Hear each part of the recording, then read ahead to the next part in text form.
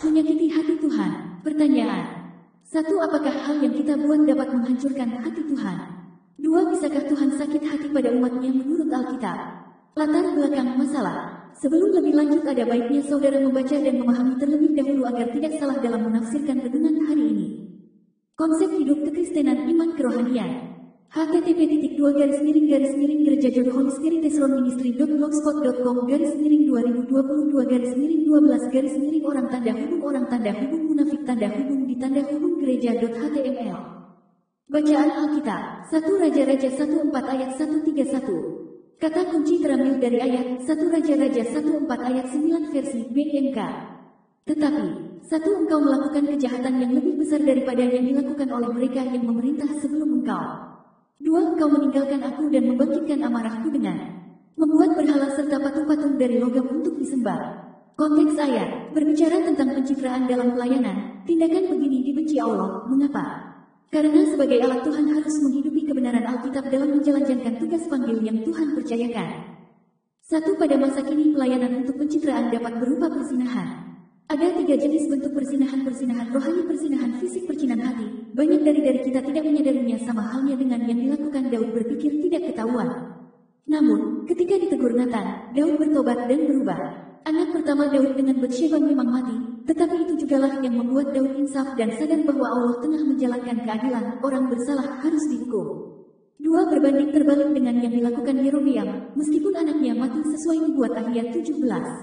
Kematian anak tidak membuat Yerobeam bertobat, walau dia memahami bahwa kematian anaknya itu sesuai Nubuat Ahia, tetapi Yerobeam tetap berkubang dalam dosanya. Bandingkan Yeremia 7 ayat 18 versi BMK. Anak-anak mengumpulkan kayu bakar, orang laki-laki menyalakan api, dan orang perempuan mencampur adonan untuk membuat kue bagi dewi yang mereka namakan Ratu Surga. Dan untuk menyakiti hatiku mereka juga mempersembahkan air anggur kepada ilah-ilah lain. Konteks ayat berbicara tentang ketidaktaatan dan teladan pemimpin rohani yang seharusnya menjadi teladan bagi pengikutnya. Secara khusus ditegaskan bahwa dosa memberi dampak, ditegaskan bahwa ulah Zedekia bukan hanya mengakibatkan bangsa Yerusalem jadi menderita, tapi juga keluarganya pun ikut menderita dan pribadi Zedekia yang paling menderita 10-11. Pada masa kini ketidaktaatan pemimpin rohani berbentuk 1. Hancurnya sistem teologi Alkitab dalam gereja sehingga tidak lagi menjalankan fungsi gereja dan hidup berserah penuh pada kedaulatan Allah serta tunduk kepada firman-Nya. 2. Kesempatan yang Tuhan berikan tidak digunakan dengan baik, malah umat dipimpin tetap tinggal dalam dosa dengan hidup di bawah rasa aman yang palsu, kemunafikan. Bandingkan Yehezkiel 8 ayat 17 versi BMK. Tuhan berkata kepadaku, hai manusia panah, kau lihat itu. Orang-orang Yehuda ini tak puas bila hanya melakukan hal-hal yang menjijikkan itu dan melakukan tindakan-tindakan yang tak berperi kemanusiaan di seluruh negeri.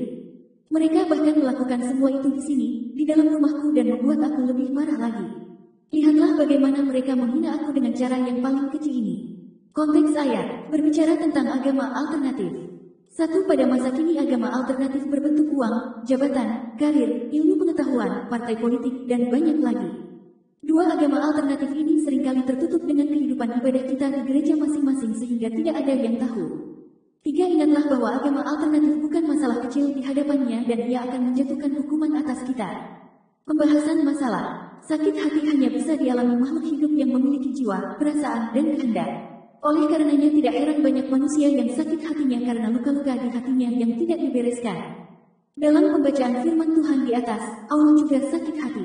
Sakit hati dalam terjemahan Alkitab lain, artinya marah atau murka. Allah murka dengan Yerobeam. Hal ini menunjukkan bahwa Allah adalah suatu pribadi juga.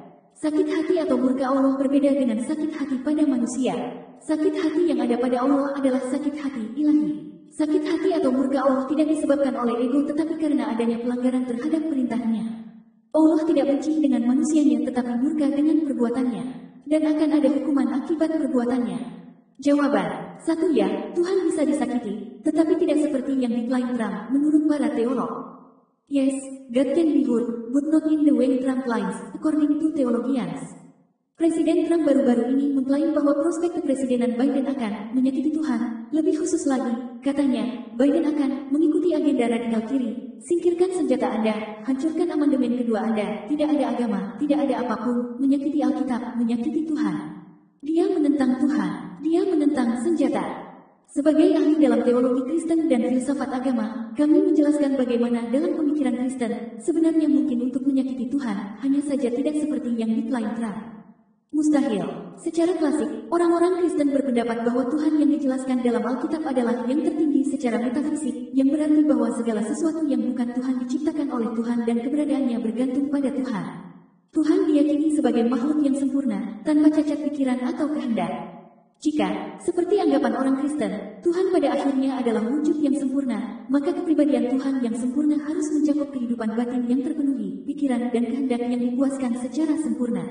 Tuhan harus memiliki kebahagiaan yang sempurna, dan kesejahteraan yang sempurna. Tuhan kemudian diyakini tidak rentan terhadap kesedihan dan emosi lain semacam itu yang merupakan ekspresi dari keinginan yang tidak terpenuhi.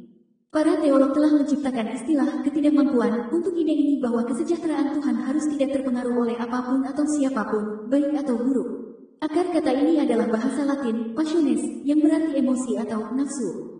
Ada banyak pendukung pandangan ini. Uskup dan penulis Kristen mula-mula Ignatius dari Antiokhia menggambarkan Tuhan sebagai tidak dapat diraba dan tidak dapat ditembus dalam sepucuk surat kepada seorang Polikarpus, uskup lain di gereja Kristen mula-mula yang bertanggal sekitar tahun 118 M. Pembelaan terinci atas gagasan ini muncul berabad-abad kemudian dengan teolog abad ke-5 Agustinus dan Hippo. Di tahun-tahun berikutnya, Thomas Aquinas, seorang teolog Italia abad ke-13 yang memiliki pengaruh besar dalam tradisi Katolik, juga mendukung pandangan ini.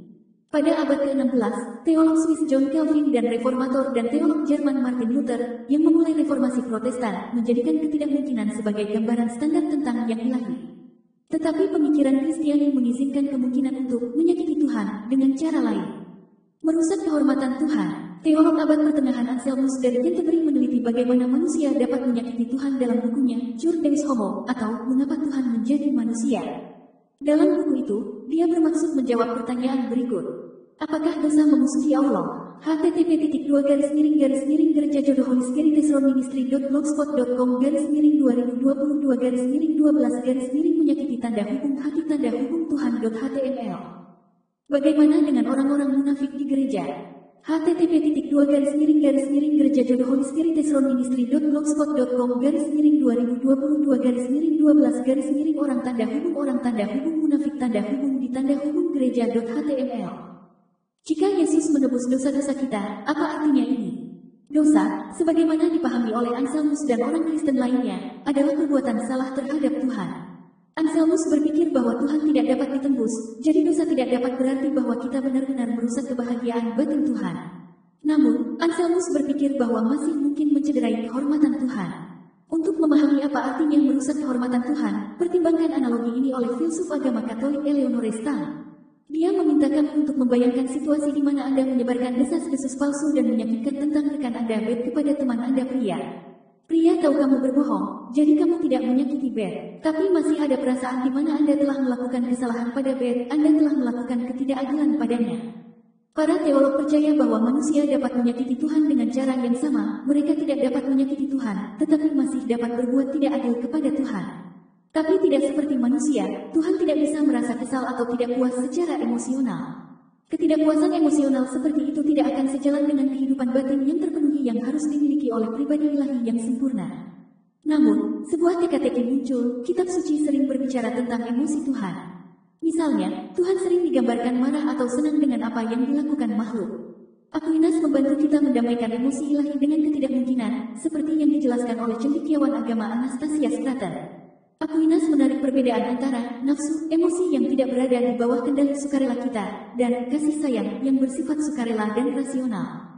Ini merupakan cara di mana Tuhan mengevaluasi situasi. Pada manusia, kasih sayang dan nafsu selalu terikat bersama. Misalnya, ketika manusia marah, ketika dia menyaksikan situasi yang tidak adil, misalnya, dia juga akan merasa kesal. Sebaliknya, para teolog membayangkan bahwa Tuhan bisa menjadi marah tanpa menjadi kesal. Dalam pandangan Aquinas, ketika karakter dan perilaku kita menyebabkan kasih sayang negatif Tuhan, kita tidak merusak kesejahteraan batin Tuhan tetapi hubungan Tuhan dengan kita. Pengetahuan mendalam, setiap hari. Mendaftar untuk buletin The Conversation. Pandangan Alkitab, satu Allah menunjukkan Allah lebih menyukai keadilan. Di bawah interpretasi ini, muncul pertanyaan, karakter dan perilaku seperti apa yang tidak menghormati Tuhan, tidak menyenangkan Tuhan dan karena itu membuat Tuhan tidak adil. Dalam Alkitab, Nabi Yesaya mengatakan bahwa waktu ketika Mesias kembali adalah waktu ketika orang-orang dari segala bangsa akan menempa pedang mereka menjadi mata bajak dan tombak mereka menjadi pisau pemangkas. Bangsa tidak akan mengangkat pedang melawan bangsa, dan mereka tidak akan lagi berlatih perang. Diletakkan dalam konteks hari ini, visi Yesaya tentang tatanan sosial yang Allah maksudkan adalah tatanan di mana alat perang ditukar dengan alat pertanian dan pemeliharaan ekologi. Bagi mereka yang menggunakan kata-kata Yesaya untuk mengungkapkan maksud ilahi bagi umat manusia di sini dan saat ini, mereka yang membaca Yesaya secara religius sebagai kitab suci yang melaluinya Allah berbicara kepada kita, visi ini mengajak para pembaca untuk melepaskan peralatan perang mereka, seperti senjata, di dunia saat ini. Jadi, dalam Yesaya, melawan senjata tidak berarti melawan Tuhan. Faktanya, justru sebaliknya. Saat menghapus agama dari ruang publik, Tuhan berbicara melalui mulut Nabi Alkitab Ibrani, aku membenci festival keagamaanmu. Pertemuan Anda adalah bau busuk bagi saya. Tuhan membenci festival ini, karena orang-orang, dalam pandangan Tuhan, tidak adil. Karena itu, Nabi berkata, meskipun kamu membawakan aku persembahan bakaran dan persembahan biji-bijian, aku tidak akan menerimanya. Alih-alih perayaan keagamaan, Allah menasihati orang-orang untuk membiarkan keadilan mengalir seperti sungai, keadilan seperti aliran yang tidak pernah berhenti. Maka akan terlihat, bagi para pembaca yang mengingat kata-kata dalam Yesaya ini, bahwa menyakiti Tuhan tidak sama dengan menghilangkan agama dari ruang publik. Memang, bersikap tidak adil akan lebih merugikan. Tidak ada yang lebih baik mewujudkan penolakan terhadap kekerasan dan menjadi suara untuk kelas bawah selain Yesus sendiri. Menurut ajaran Kristen tradisional, Yesus adalah Tuhan yang bermanifestasi sebagai manusia. Injil dengan jelas menyatakan bagaimana Dia menganjurkan, kasihilah musuhmu dan berdoalah bagi mereka yang menganiaya kamu. Dia mengutuk kemunafikan agama yang mencari tempat terhormat dan penghormatan publik sambil mengabaikan orang miskin, tertindas dan terpinggirkan secara sosial. Tidak menghormati pendirian yang diambil oleh Yesus, Tuhan dalam daging, akan tampak merugikan Tuhan. Sebagai sarjana agama, kami kemudian berpendapat bahwa tradisi Kristen yang diserukan Trump ketika dia mengklaim bahwa kepresidenan Biden akan menyakiti Tuhan tidak mendukung klaim tersebut. Note, catatan untuk kita renungkan. 1. Ada mata tebal. Tidak ada yang tersembunyi bagi Tuhan. Jangan mempermainkan pelayanan Tuhan, berakibat fatal dan ada konsekuensi yang lebih berat dibandingkan dengan orang yang sama sekali nol dalam pengetahuan iman. 2. Ada konsekuensi dari tubar. Segala sesuatu dalam hidup ini ada konsekuensi dari ketidaktaatan kita sebagai seorang pemimpinan, panutan, teladan, membuat diri kita kehilangan kemerdekaan. Jangan tunggu sampai Tuhan memukul keras kita sebelum kapok dan bertobat. Mari, buka hati Anda kepadanya, dan persilakan Dia membongkar kejahatan hatimu dan kemudian memurnikannya kembali. 2. Miliki cermin dirimu yang aktif. Mintalah pada Tuhan untuk menyatakan kepadanya diri kita agar apa yang tidak berkenan bagi Tuhan dan segera tinggalkan. Janji Tuhan. Bagi penulis manusia mereka-reka yang jahat tetapi akulah yang menentukan segala sesuatunya bagi bangsa dan negerimu. Dalam Mazmur 127 ayat 1-2 versi BIM. 1. Nyanyian Salomo. Kalau bukan Tuhan yang membangun rumah, sia-sialah tukang-tukangnya bekerja. Kalau bukan Tuhan yang melindungi kota, sia-sialah para pengawal berjaga. 2. Percuma saja bekerja keras mencari nafkah, bangun pagi-pagi dan tidur larut malam, sebab Tuhan menyediakannya bagi mereka yang dikasihinya, sementara mereka sedang tidur. Allah adalah Tuhan dari seluruh semesta dan umat manusia. Bangsa yang berjalan dengan takut dan hormat kepada Dia, Tuhan Pencipta, yang akan menikmati berkat dan anugerah-Nya. Hal ini perlu terus diupayakan, yakni hidup takut akan Tuhan dalam seluruh segi kehidupan, baik dalam dunia bisnis, pendidikan, pemerintahan, dan politik. Diilhami oleh Bapa Roh Kudus. Melalui hambanya penjaga kota Jakarta yang Dia pilih. Pastor Muryani Evaling Sarjana Pendidikan Kristen Verification dan sebagian info terkait renungan di atas dikutip dari buletin theconversation.com. https://theconversation.com/am/yes tanda hubung gat tanda hubung ken tanda hubung di tanda hubung hur tanda hubung but tanda hubung not tanda hubung in tanda hubung de tanda hubung way tanda hubung tram tanda hubung lines tanda hubung cording tanda hubung tu tanda hubung teologian tanda hubung 144325. Gereja lokal adalah komunitas orang percaya yang berkomitmen satu sama lain dalam hubungan rohani sejati yang dihasilkan dari Alkitab dan hidup dengan setia satu sama lain dalam firman, doa, persekutuan, dan perjamuan kudus. Pahami tugas gereja dan tanggung jawab Anda sebagai orang Kristiani dan Nasrani dalam mendukung pertumbuhan gereja. Klik link di bawah ini. http://gereja jodoh Holy Spirit ministry.blogspot.com/2022/11/11 tugas tanda hubung gereja tanda hubung tanggung tanda hubung jawab tanda hubung orang.html Esron Ministry Care, melayani interdenominasi gereja, konsultasi keluarga dan jodoh, doa rahasia jamin, doa kesembuhan, doa pelepasan, kunjungan orang sakit, ibadah open house office, kedukaan kematian penghiburan, pelayanan peti jenazah 24 jam, konseling pranikah, ibadah pemberkatan nikah, gereja jodoh Holy Spirit Esron Ministry, alat perpanjangan Tuhan dalam perjodohan umatnya agar menikah sepadan. Dibutuhkan pemulihan citra diri sebagai tahap awal untuk bertumbuh dalam kerohanian. Kedewasaan rohani menjadi syarat utama dalam pernikahan Kristen. Gereja Jodoh Holy Spirit Esron Ministry. Jalan, Pulau Mas Barat Situ Paref 23, Ret 49, Kayu Putih, Pulau Gadung, Kota Jakarta Timur, 13.210. Info doa dan konsultasi 24 jam online. HP 0818779370 atau 085100609654. Khusus panggilan di nomor HP 085217361142. Silakan bagikan kebenaran ini to your friend dan family. Ingat menginjili tugas setiap orang percaya.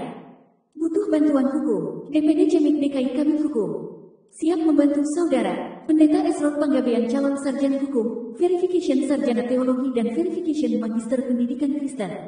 Google Map Esron dan partner Biro Hukum klik link di bawah ini. https://maps.f.go.gl/lxp1u1m8-8bm8. Dikutip dari catatan dari pesan ini awalnya disampaikan oleh Bulletin The Conversation Call. https://theconversation.com/am/yes tanda hubung gat tanda hubung ken tanda hubung di tanda hubung hur tanda hubung but tanda hubung not tanda hubung in tanda hubung di tanda hubung way tanda hubung tram tanda hubung clients tanda hubung recording tanda hubung tu tanda hubung teologians tanda hubung 144325.